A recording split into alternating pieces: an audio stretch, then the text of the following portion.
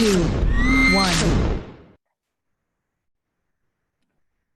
We have an award-winning technologist and a designer amongst us today.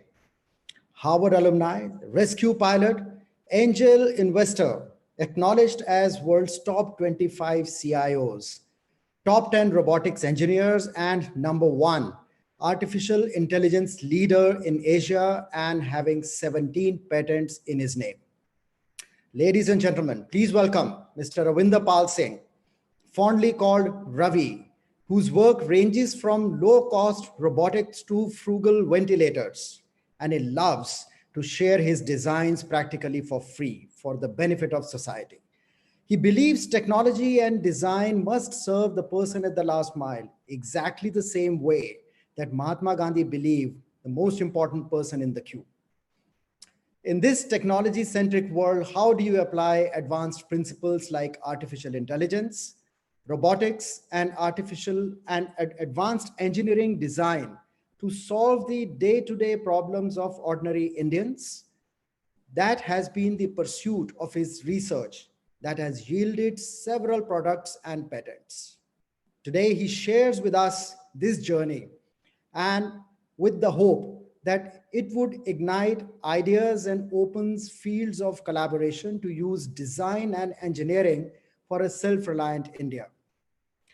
I'm sure this multitude of experience, exposure, and diversity in delivery simply cannot happen with a linear thinking. This requires a multidisciplinary approach and thinking, which is exactly at the heart of the Digital Arts Forum, a collaborative platform for artists, architects, creatives, and designers, such as Ravi, who are using technology to make the world a better place. It is the first design and art community built by us that is leading the change for the next epoch, as we find ourselves at the intersection of art, science, sustainability, and design. Ladies and gentlemen, welcome to Forum Days, the most happening weekday seminars for the creative and the designer community. Master speakers from across the world share insights on the cutting edge of design and technology. There's a brief technology interlude as well, fireside chat, followed by a free-flowing discussion and conversations. With this, I request Kunal to run the introduction AV before we invite Ravi to take the mic.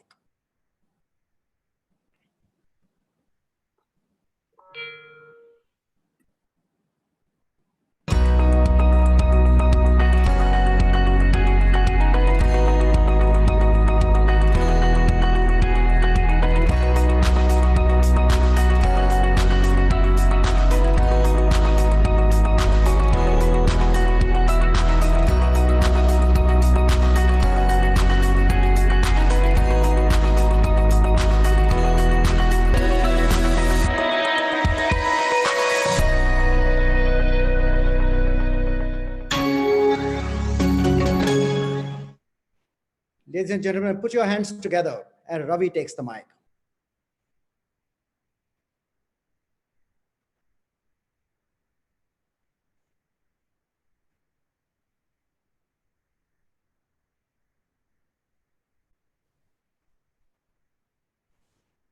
Thanks. It's an honor and privilege to be invited and talk on design. Now,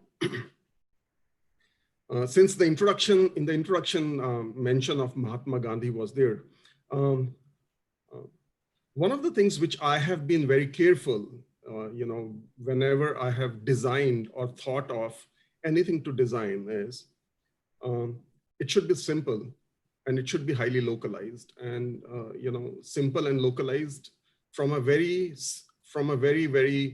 should I say, mundane thought that unless and until a designer or an artist has created a design which is not applicable or which cannot be realized into either a product or a service for the people and for as many people as applicable, then even though design may be very beautiful or extremely pleasant in look, I don't think it has served its full purpose.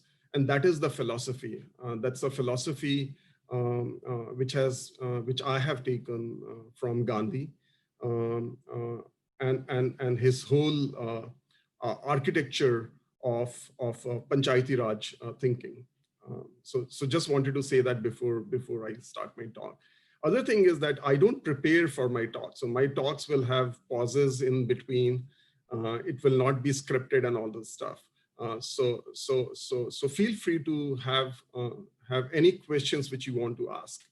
A third thing is that whatever I'm going to talk about is not going to be any textbook or theoretical. It is going to be based on my body of work, which is in public domain. At least most of it is in public domain, either in the form of a product or a service or a patent. And most things have been built by these bare hands and along with my friends. So let's start with that. So let's start with this design thing, and I'll take you through a few slides just so that we have a storyline and I can meet the timings given to me by Dr. Gurcharan.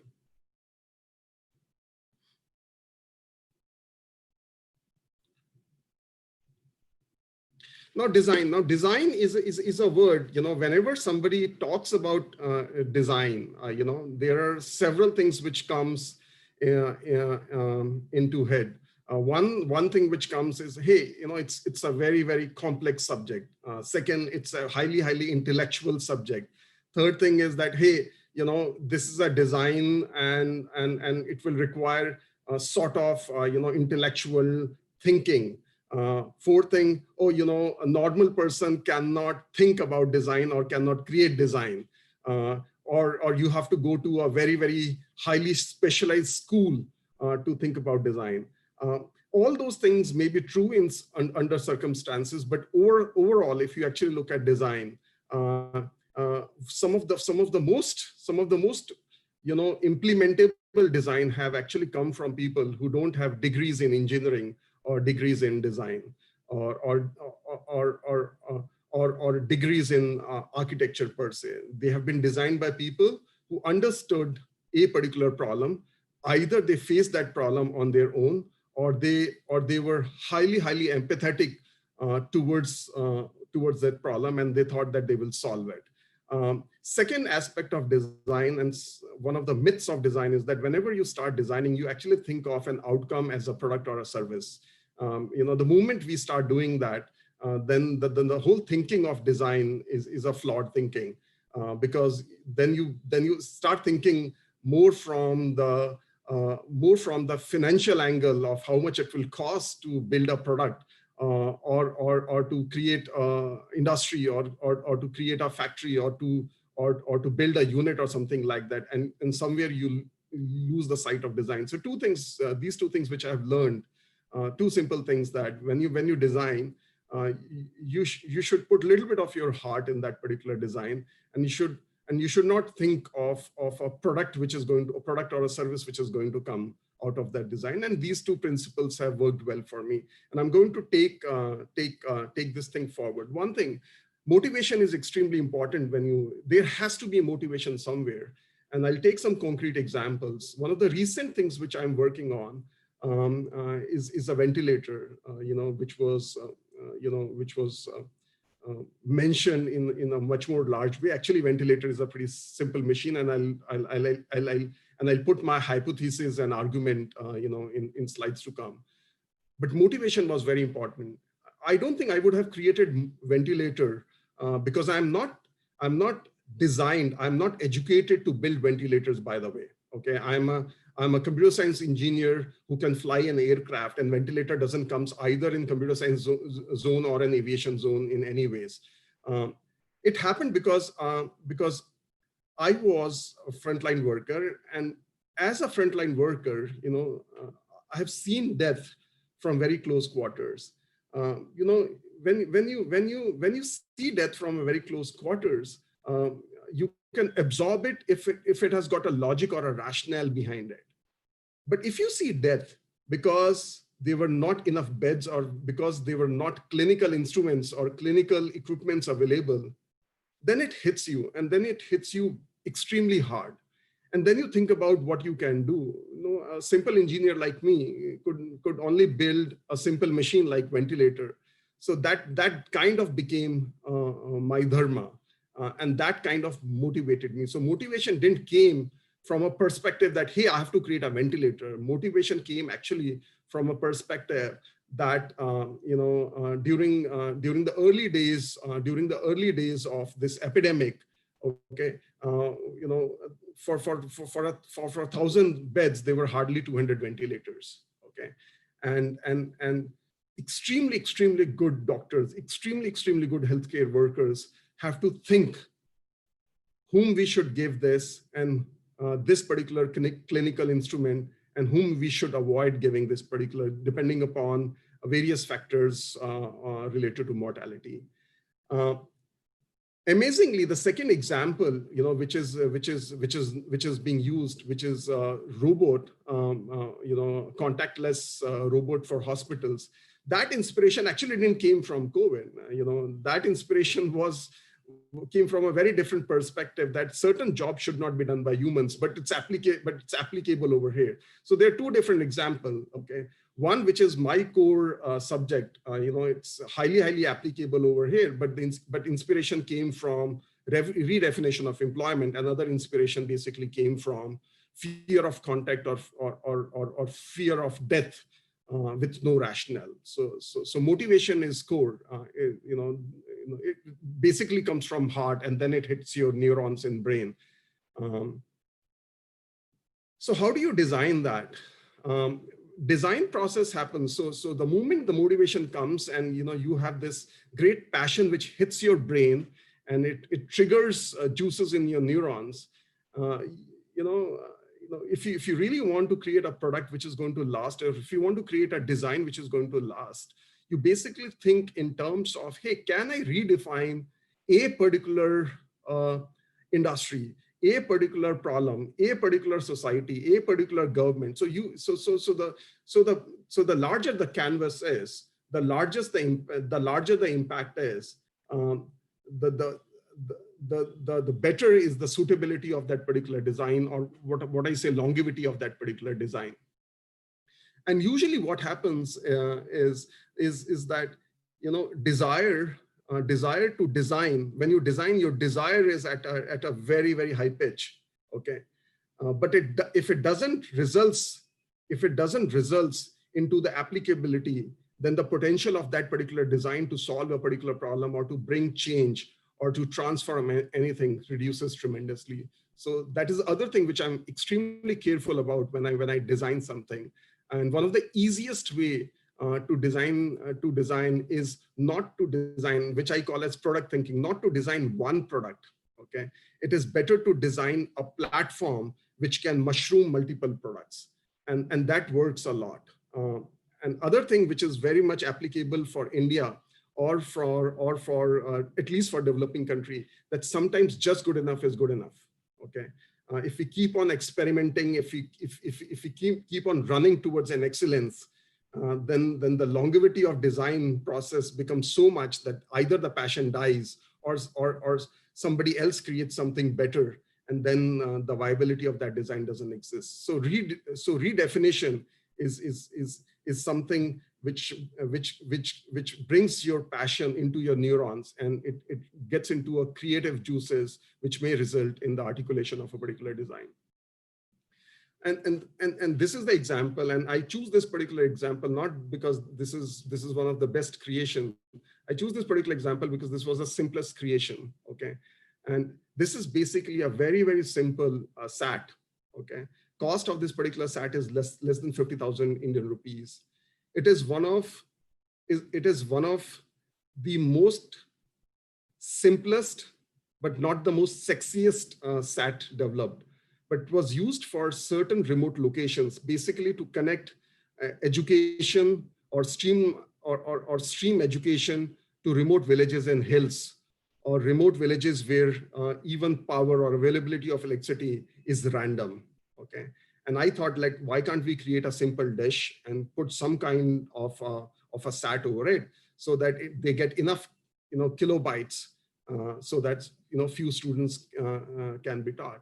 And then later on, I realized that it can actually be used in remote airports. It can be used in remote, healthcare centers, and so on and so forth. And a lot of healthcare centers are actually using this to connect that what is happening in the area of research, which medicine is good, what they should do in diagnostics, and in terms of sheer, messaging. So sometimes we don't have to think in terms of creating the most sexiest, device, or the most expensive one, or something which is extremely transformational. Sometimes we have to actually think how many people are going to use it, and that's the key part. And at what price point you can bring that affordability. And the last one, and who is able to maintain it. If I create something and implant that in a village, and if villagers cannot maintain that, then I don't think, even if it is affordable, I don't think it is going to work. And that's one attribute which I always pray and I always request to entrepreneurs or creators or builders that you should think about it. The most toughest thing which I have ever found, and that was the reason why there's a reason, I don't run an NGO, neither I am a socialist. One of the reasons why I ensure that designs or patents are given to someone is that I don't have guts to be an entrepreneur. I'm not brave enough to be an entrepreneur. I also know that this whole sense of Indian universities or Indian education system to basically create employees, it's not going to help demography of India.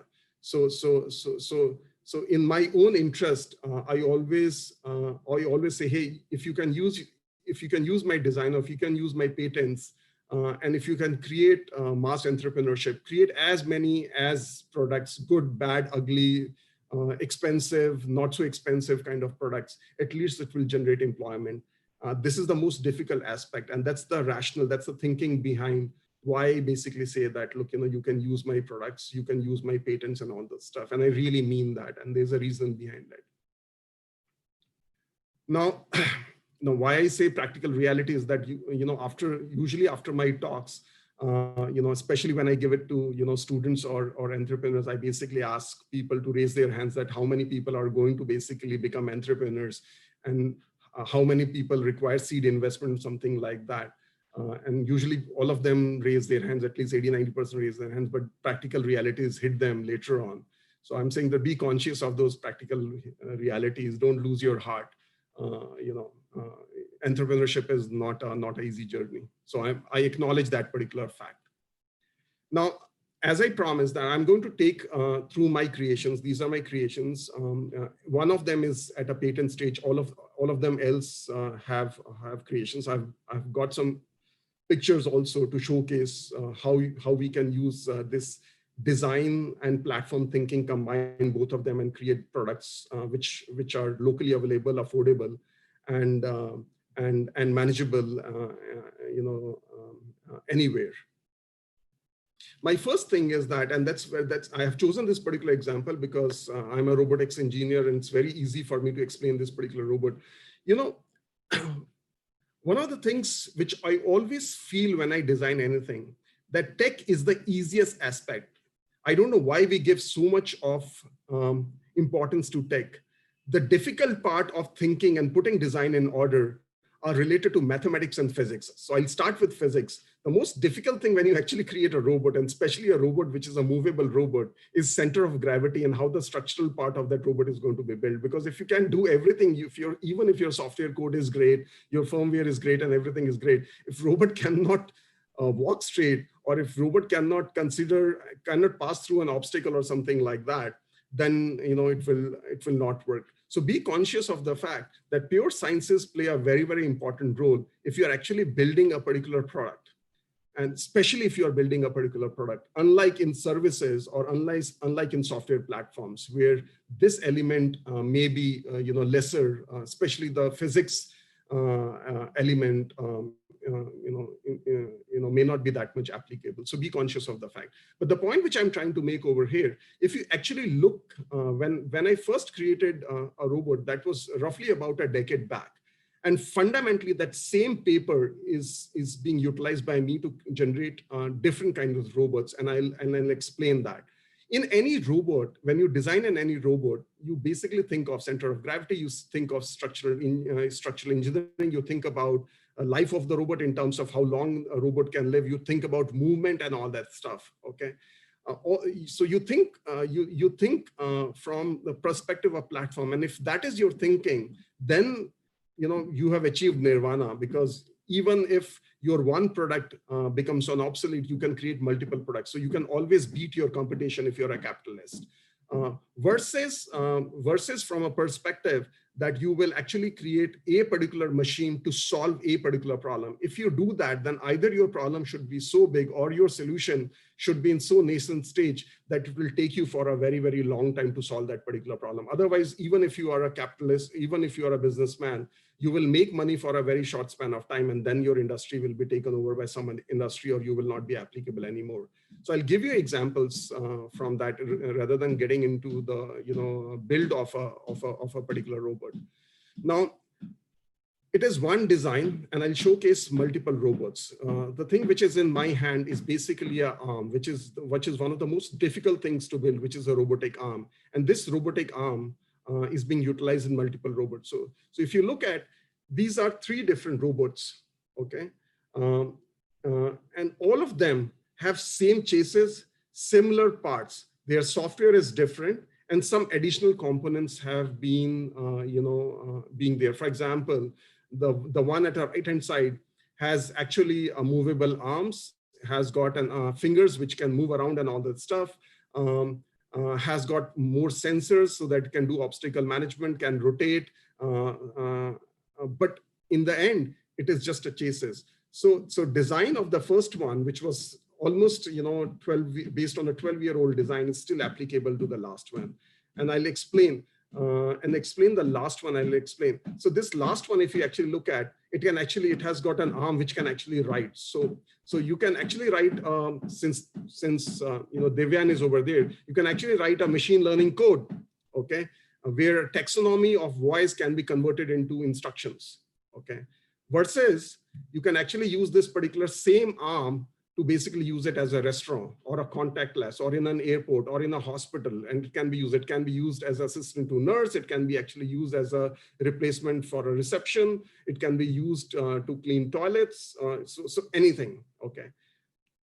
It can be actually used to basically take people from point A to point B, okay, whether they are patients, whether they are passengers, whether they are elderly, or whether they are anyone, okay. Now, interesting part is, these are the 2 other things. The same robot, okay? It's the same robot, same design. If I add an ultraviolet light device and a thermal scanner, it actually becomes a COVID robot. And that's precisely it has been done, okay? And it took less than 2 weeks to build a particular robot, and you can mass produce it. Now, if you are an entrepreneur, okay, and if you have put initial capital to build a factory to build robots, you will love this particular design. One of the reasons why robotics factories fail is because they design one robot to solve one problem. And once that particular problem is streamlined, somebody else creates a better machine, and you basically have to, redo your workstations. You have to put your whole factory in a different order, and all that stuff happens.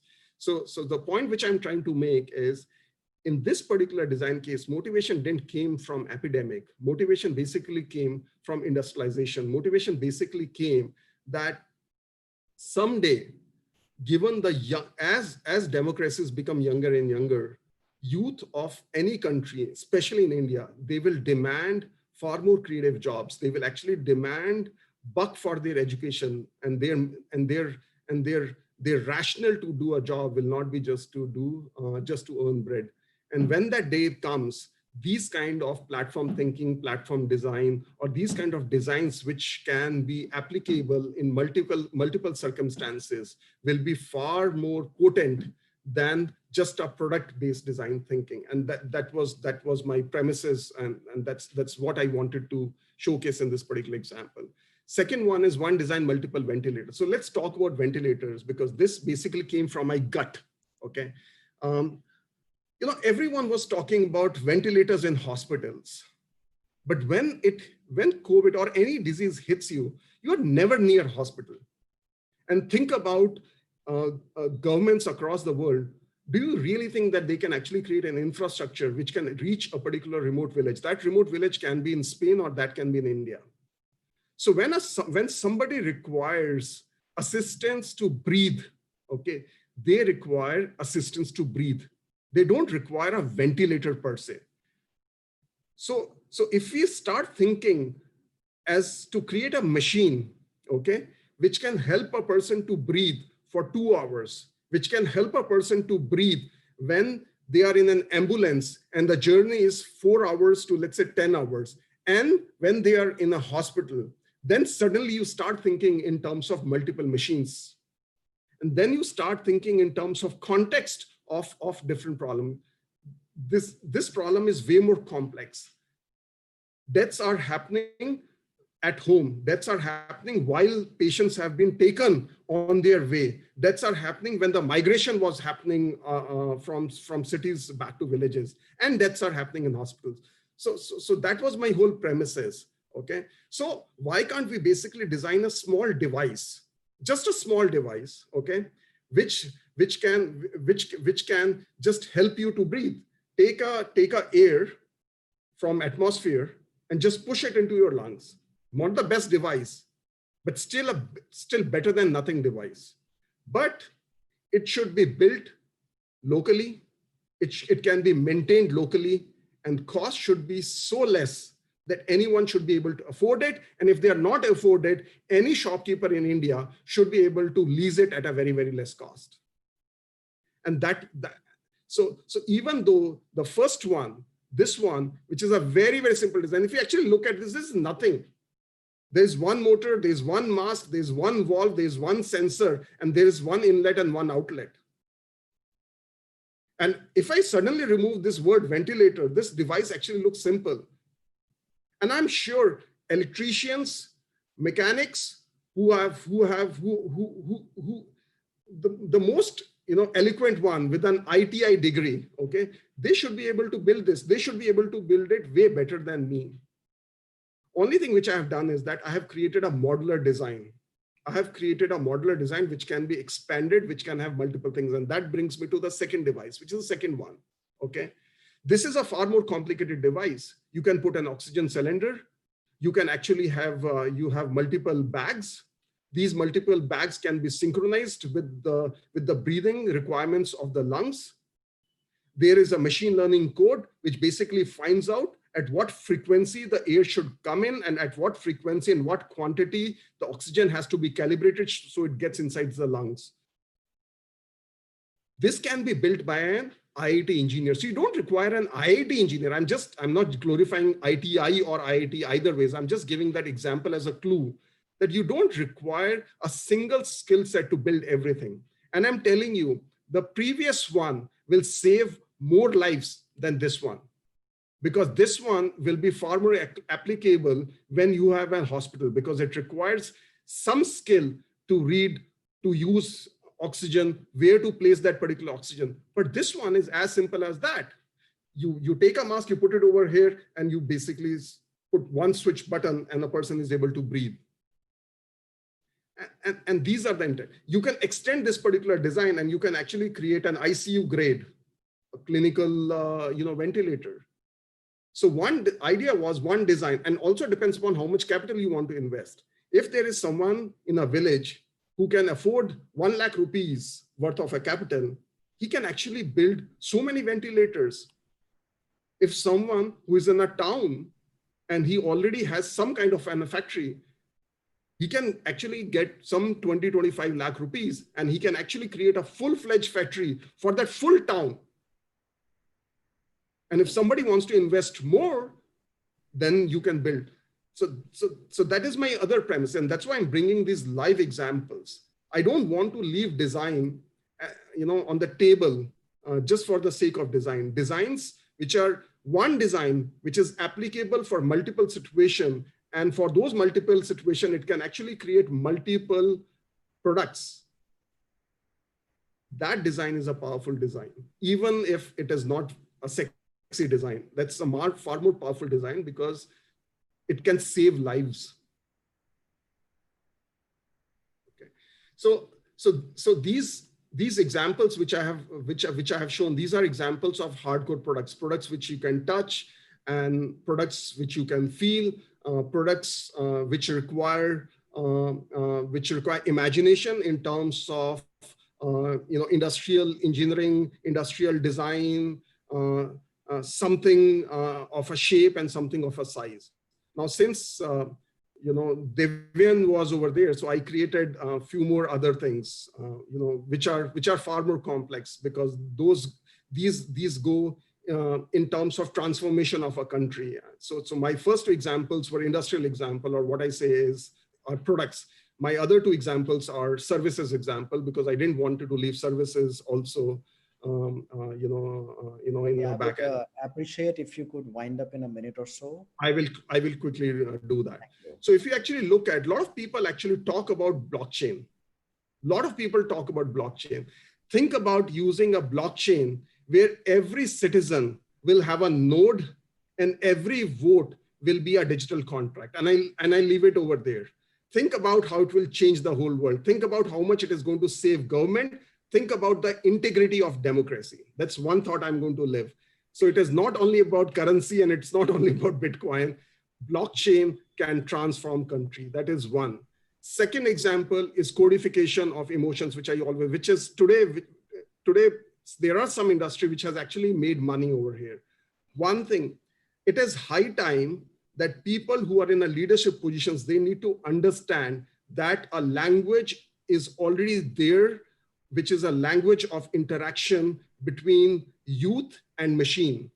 We need to understand that particular language, and we have to write tons of machine language code so that we can understand from that particular language where the business opportunity is. Now, that business opportunity can also be how to service a particular citizen in a particular country, or it can be how to ensure that right commodity is being sold to a particular right customer at a right price. So I'm just giving you these two examples.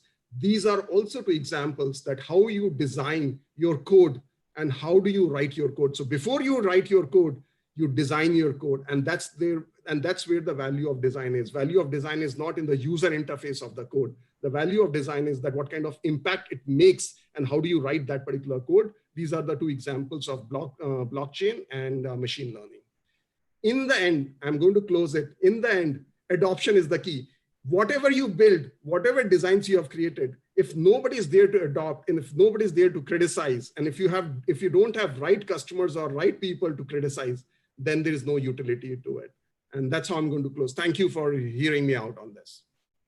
Great, Ravi. That was phenomenal. I mean, we've always have known technology to be solving day-to-day problems. I mean, design actually this is a byproduct of your thinking, and everything emanates from the way you think, put your designs on paper, and then finally when you translate it, this is something which goes a long way, miles perhaps, till such time it is not serving the humanity. It is no good. So you have rightly put it, as far as your designs are concerned, ultimately, this is for the betterment of humanity, the cost notwithstanding, the takers notwithstanding. You would like to take it to the grassroots and the wider and widest of adoption that may be possible. Absolutely phenomenal. Thank you so much for your talk. I would now like to invite Mr. Wilton Suresh Pangoria. He is the category manager with HP, looks after a mobile workstation, virtual reality, data science, strategic growth initiatives. He's also an evangelist and works on the areas to leverage technology to help increase output, convert creative ideas into reality, and translate them better with the help of digital tools. In a way, looking at all those challenges as much as solutions like anybody else, particularly Ravi here, but with a difference by bringing in a layer of technology. So design and implementation, there is a layer of technology. With this, I invite Wilton to kindly take the mic and let us know a bit more. Thanks, Dr. Dhanjal, Mr. Samir. So now since we are talking about artificial intelligence, so I mean, the base of any artificial intelligence is always a data science. So I'll be talking more on data science and elaborate or, demystify some industry jargons on data science. So there is, when we say from a data science perspective, there is a one fundamental saying that if you are using a product, any product of free of cost or any application which is freely available, free of cost, then you are the user or you are the product. But if you are paying for any application or the product, then product is the product, application is the product. So just to give you an example, we all are using google google maps day in and day out in our life, right? It is free of course, everyone is using it. So in that case, the user is the product, I am the product, you are the product. So this is how the data science plays, and this is from where I will take my pitch. you know so data science is inspecting. So what is data science? First of all, let's understand what is data science. So data science is inspecting and understanding the billions of data which we are producing in daily life through mobiles, through internet, through different digital medias. So this typically, when you do a data science analytics, they they are able to answer a lot of important questions, build predictive models, which is called as artificial intelligence. While AI has gotten a lot of headlines lately, I mean, everyone is talking about AI, but the building block is always a data science. Most data science scientists actually spend 80% of their time on data preparation and analytics in front of the workflows, right? Or a gray box to just to do a predictive analysis of data, what they are receiving in a day-to-day life, or the data set they have got. So data science is the driving force behind digital business today. So any digital business, whatever digital we are doing, right? Anything which is a predictive in nature, or you or companies wanted to predict, there is always a data science behind this. So it is the crossing the vertical markets. All companies across all geographies, whether it is Amazon.com or whether it is Adobe.com, everyone is deploying data science one or the other factor. It's a multi-billion industry today, and it is growing very fast, typically a 35% annual growth rate. So this is about data science. Let's talk about quickly about artificial intelligence. So what is artificial intelligence? AI is a simulation of human intelligence processed by machines. So the way I am behaving, I am deploying my machines, or my digital assets, so that they start behaving something like humans. So typical example is like mobiles we carry in day-to-day life. There is an algorithm inbuilt that at 4 p.m. evening, I get an alert that I have to attend this session. So this is again intelligence. I mean, this is again intelligence inbuilt into my mobile. There are a lot of other examples. Now coming to machine learning is a type of artificial intelligence that allows softwares and applications to become more accurate, outcome based. Machine learning algorithm use historical data, again the base is data science, again historical data as input to predict new output values. Let's quickly see some of the other jargons in this segment of data science. Big data, the extensive data sets, that the amount of data what we are getting. Data mining, deep learning, clustering, data sets, data modeling, data visualization, structured data, unstructured data, so and so forth. So these are our different jargons we use. So data, what is data mining? The process of analyzing large data sets is called as data mining. Deep learning, typically a multi-level algorithm that gradually identifies the characteristic at high level of data analysis. So this is called as deep learning. Clustering, the process of grouping data points based on similarities during deep learning. So for example, there is a data for man versus female. You wanted to group males on a one side, females on other side. So this is called as data clustering. Data set, collection of data used by data scientists for analysis. So what, input or deep learning process, data modeling, data visualize. So these are the different jargons we use in day-to-day life in a data science. Now what are the typical challenges in data science industry today? So one of the biggest challenge is performance. It takes, to do one writing of one algorithm or data preparation takes sometimes, days, weeks, and sometimes I have seen in typical multiple cases, it takes months to prepare a data and to get first outcome. you know Cost, price, the cost is, so data is ever growing, it is growing day by day. So the cost of increasing the cost of preparing the data and getting some result of the data is changing on a daily basis. Data governance is definitely is one of the biggest challenge, because there are no policies as such from the government side or from the on data governance, how to use and how to secure those data. Additional pain points are like models and data setup of data science solution leaves the data scientist with anxiety. How to come with new softwares, price, ROI, software complexity, the performance. Now, the biggest, as what we are talking, what I was talking about, what are the decision challenges right now? So when you decide to, when a data scientist decide, I wanted to prepare this data, so the biggest challenge is how much core is more core. So whether I would like to go for 14 core. Typically in today workstations you can go up to 56 cores. So what are the right set of cores I should be using? Is my course are sufficient, or I should go for a GPU course or graphics course or Turing course, right? Or how much RAM I should be going, because today the machines are starting from 8 GB RAM. You can go up to 3 TB of memory. So what is the right set of RAM I should be buying? That is a decision challenge day to day a data scientist takes. Whether I should go for a workstation or a server which is on premises, or whether I should go for a cloud, because this is very, very cost effective or cost involved here. What kind of security aspect I should be looking on cloud, or if I have got machine on premises.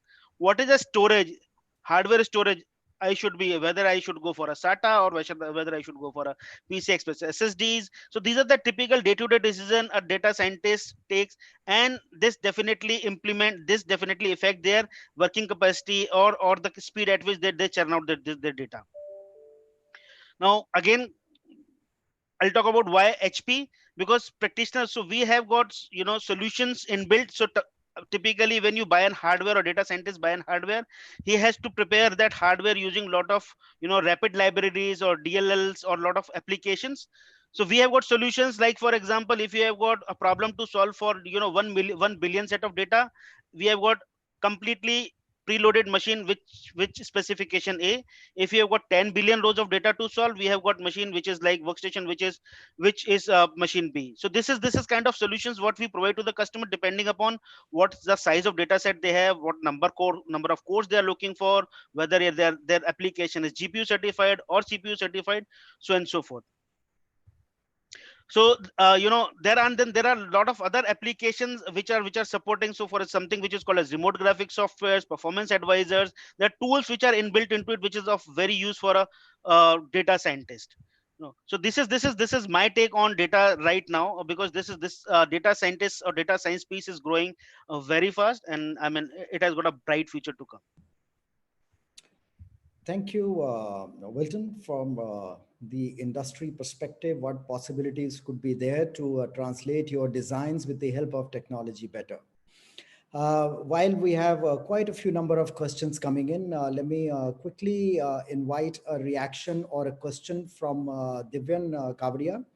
He's the AI lead who was introduced in the beginning with Max Life Insurance. Over a decade of analytics consulting experience across industries, FMCG, banking, insurance, government, and so on and so forth. Divyan. Thank you so much. That was really eye-opening session for me, at least, Ravi. So the take that I have taken away from this particular conversation, I'll begin with. So the takeaway for me is thinking modular, creating scalable.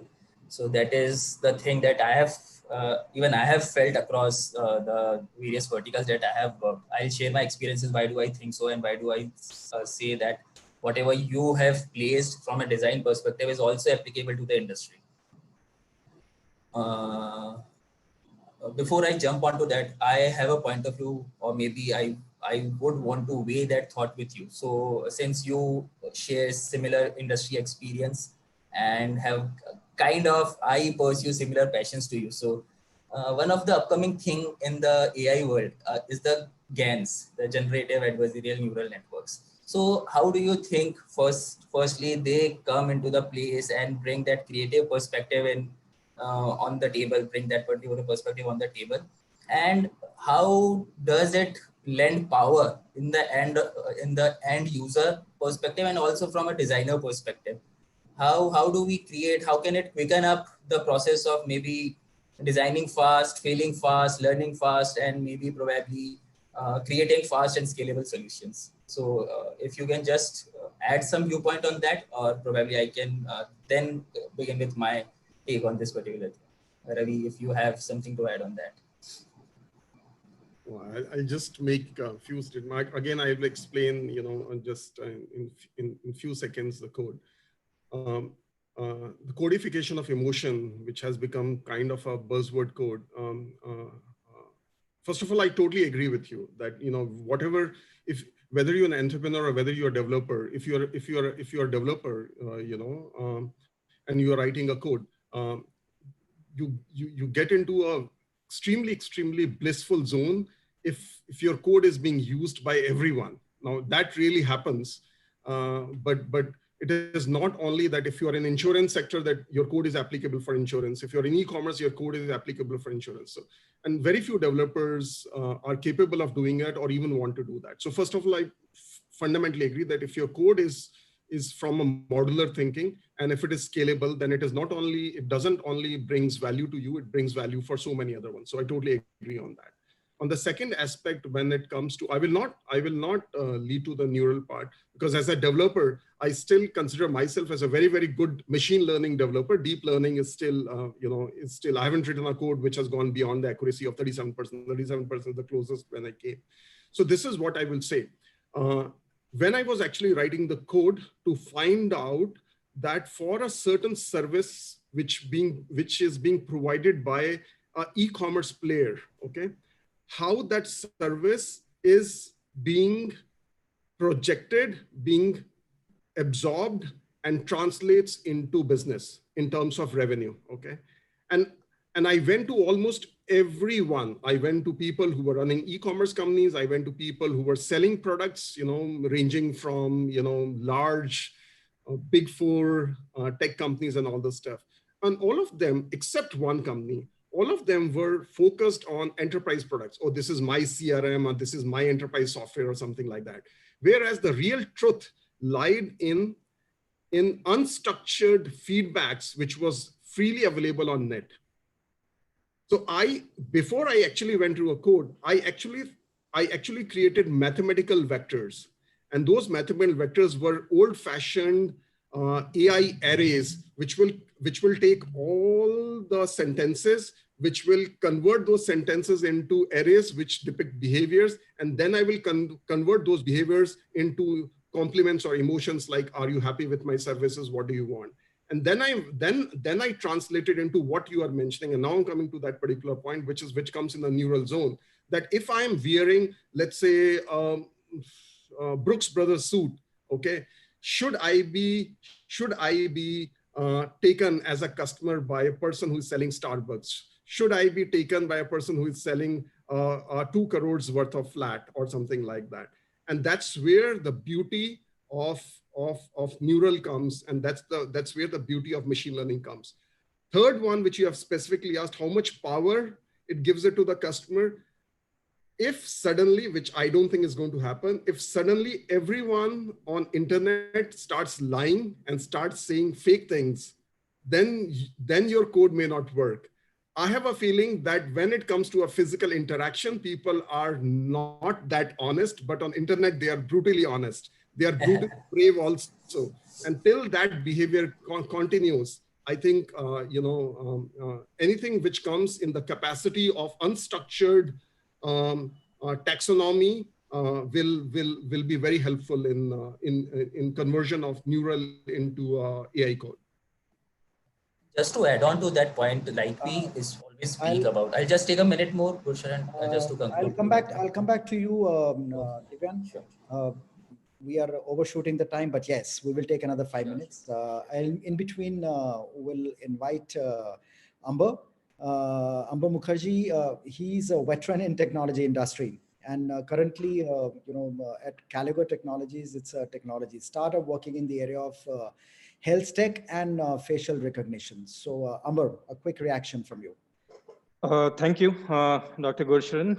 Pleasure to be here in this elite panel. I heard Ravinder very, very closely, and few things resonated. Just like to quickly exchange a couple of thoughts there. right? So though you have a wealth of experience, but the two words which I noted in your presentation was the heart and the gut, right? So the multi-purpose robots, the designing came more out of the heart rather than thinking about the intricacies of the output, the design, the usage, and stuff like that, right? And also the gut in terms of the ventilators, which is marvelous. The simpler it is, the more useful it is, for the end users, for the target users, for whom you're taking so much effort and thoughts and creativity to design it, right? So that was absolutely fantastic. I mean, the great thing starts with a very simple thought and a simple approach, right? And you get into the coding part of it and the more technical aspects of it, more on the simpler side of it, right? Which automatically extrapolates and suits the purpose or does the job on the technology side of it. So that was indeed great thing. And also a couple of comments on some of the projects which we are doing in the big data space and in the AI. We are more on the deep learning side of it and not too much on the machine learning, right? We deal mostly with computer vision algorithms, the libraries, and sort of deal with image and videos, right? More than the data part of it and the codification part of it. So Amber, yeah. I need to interrupt here Sure. Okay. For a while. I'll, as I said, I'll come back to you on Sure. this, the additional right. part, which is what you're just bringing in from the technology perspective. It's time to take a few questions now because, people have been waiting very, very anxiously. There is one coming for Wilton from Raghav. The question goes as follows: that since you mentioned that data science is a billion-dollar industry, would it be better if I, being a data designer, get to data science industry? I mean, if that is the kind of opportunity one is talking about. Wilton. So absolutely right. There is a saying in to the data scientists, like data is the new oil. So why Intel is investing in Reliance, or why Facebook is investing with Reliance or buying stakes in Reliance. It's not because they have got something better to offer. It's because they have got a data of 1.35 billion population and their behavioral pattern. So this is where the money is flowing right now. Data is money actually. So I mean, there is a lot of money to be made in data. The only thing is, you have to person has to do lot of crunching, or that say a lot of algorithm building into that, because data does not speak for itself. It's a data scientist who has to take crux out of it. So I hope that answers your question. The next one goes to Ravi from Swami Mahesh. You said ventilator is a simple machine, but recently there were news reports stating that Indian ventilators were found to be ineffective. Your comments? Look, I don't know how to comment on that. There are two things which I would say. I have huge respect for people who are entrepreneurs because I can't be an entrepreneur. So I've got a huge respect. So even if any entrepreneur makes an effort and creates a product, I have a huge respect. If that product has failed, I think all of us as a community should come together and help that particular entrepreneur so that that product doesn't fail. That's all I will say. There's another one coming in from SV Nathan. He says, how do we take this to the real world? Collaboration with the R&D. I think that Samir should answer, or you should answer. I think you should basically take this thing, because you guys are doing such a noble thing, and you have such a voice and such a powerful voice in this particular country. Take this to everyone. Everyone, because we have to accept that let's consider this epidemic as a disease, and that this disease needs to be corrected. So everyone should take it, and you should put pressure on people like me or people who are in academics to simplify everything. And I think you guys have far more richer and important role to play than just simple engineer like me. Lakshit is asking, this is a technology question. I think Wilton would be in a better position to take this. What are the best notebook configurations you suggest for super fast rendering of 3D modeling? Go for 17G6 RTX 5000. That was quick. Because that is what I am doing for my bread and butter. All right. So on the the AI and the machine learning, now this is kind of generic. I'm sure both you gentlemen are in a good position to answer. Arijit is asking, how can we make use of technology to make our election procedure more transparent and, more important, avoiding fake voters? AI and ML. You want me to answer that? So I think Ravi did mention that the concept of blockchain that he was talking about. I think that is something where the heart of the problem lies and also the solution lies. So the immutable agreements that the blockchain as a technology presents is the answer to the question, which can help us create maybe a election system which can't be forged in a way where the end user, the particular person who is supposed to vote, get to votes in his name, and the votes can't be faked. And that is slightly difficult to trick, that particular system that can be created on blockchain. I have my thoughts on that. We can discuss maybe offline. Sure. Wonderful.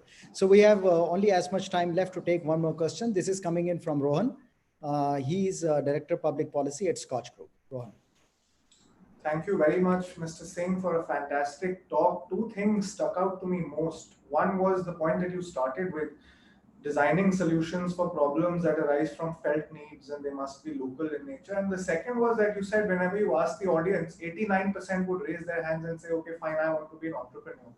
My question is to the technologists on the panel, to the industry representatives on the panel, for the benefit of communities in general. How does one democratize not just citizen rights, but also the knowledge, the know-how, and the tools required to design micro solutions for communities to address problems when and where they arise? Because oftentimes there is a big lag between the want of doing something and having the capability of doing it.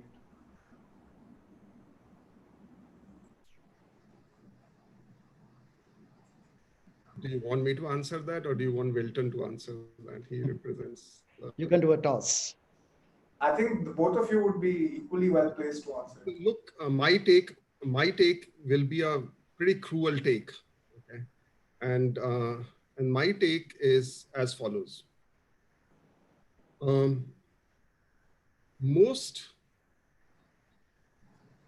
large companies have failed in India in spite of their level of revenues and profitability to create communities which organically can solve problems. Okay, and this has happened across every area, ranging from defense to agriculture. Okay, I think this is a high time, and that's where, frankly, when I met Samir first time, that's where the real connection happened. I think if this phenomena continues, then their influence, their revenues may increase, their profitability still may increase, but their influence will tremendously reduce. Okay, that's my point one on communities, because those communities have already started appearing. They may not be as potent, but they will become very potent because India has reached that scale, and India has reached those complexity of problems which cannot be solved outside of India, that has to be solved inside India. That is one. Second thing is that even if you're able to solve these particular problems, are you able to create as many entrepreneurs, and are they able to get skills so that they are able to create these and support these industries? That is a question mark that we all have to work together. I don't expect most large groups or most profitable companies to do that.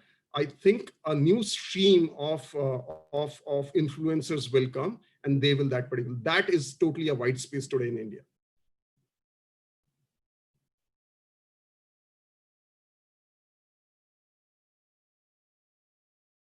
Wilton, your take on this on the go? Yeah, I agree with Ravi, but government is also playing a big role and trying to build its community through skill development councils. So they have got skill. Government has created, intent is there to trained people on virtual reality, data science. But the problem is till today we don't have policies implemented, right? So once those policies are there, there are skill development councils which are reaching to the nook and corner of this country to train the people. There are skill sets which are available. So it's like more people trained to bridge the gap what industry requires, or to what to become an entrepreneur. So more people to be trained on these new technology or disruptive technologies, the more manpower we have, and at the same time we have a more problem to solve. That's how it is. Oh, this is quite an interesting debate now, taking totally a different dimension. I wish I had more time to carry on with this. Looks like we'll have to take a few pointers from here and go on to the next level and connect with each other and take it to the next level. Well, that's all the time we have, gentlemen, today on the show. Thank you, Ravi, for joining us. Thanks are due to Wilton for sharing the industry perspective, Amber, Divyan, Samir, and Rohan for putting all the efforts together and making this show a great success. And thank you all once again, and love to see you in the next show, which is going to be by an urban designer. He's going to be talking about all the systems that have been created in the cities. Dr. Arvind Vashne, coming from again a multifarious background, having worked across geographies, and now with the National Institute of Urban Design. So look forward to seeing you all once again to the next show. And thank you all for joining us today and making it a grand success. Have a great day. Thank you. Thank you, Doctor.